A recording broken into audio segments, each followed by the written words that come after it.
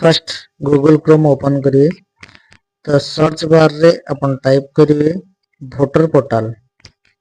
तो प्रथम voter portal रे क्लिक करिए तो से भोटर डायलॉग बॉक्स ओपन हो जो तापर एठी लॉगिन ऑप्शन थबो अपन लॉगिन करिवे अपन आईडी मोर ऑलरेडी लॉगिन हे कि अछि। तो एथरे ट्रैक आउ ट्रैक करिया पई जोटा एप्लीकेशन आउ डाउनलोड करिया पई केमते डाउनलोड ए जगह आपण क्लिक करिवे जोटा कि इपिक डाउनलोड लिखा है। तब आपण मानको दुईटी ऑप्शन देखिबो गोटे होची इपिक नंबर आ गोटे होची फॉर्म रेफरेंस नंबर।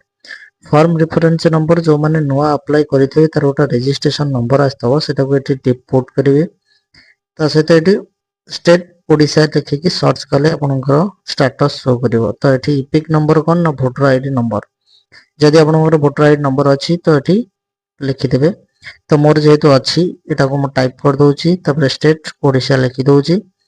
तो ये सर्च बार रे क्लिक कले मोर ऑलरेडी वोटर जो लिस्ट रे अछि तो सेटा मोर शो कर दबो जोटा कि नेम रिलेटिव जोटा कि फादर नेम स्टेट आउ विधानसभा जोटा आपण मानकर अछि ब्लॉक।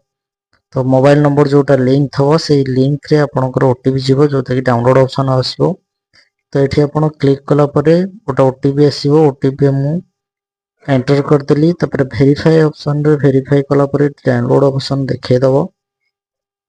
से डाउनलोड ऑप्शन रे क्लिक कला माने आपण मानकर डाउनलोड हे जिवो जोटी आपण चाहउचंदी करिया पई मु डेस्कटॉप रे सिलेक्ट कर देली।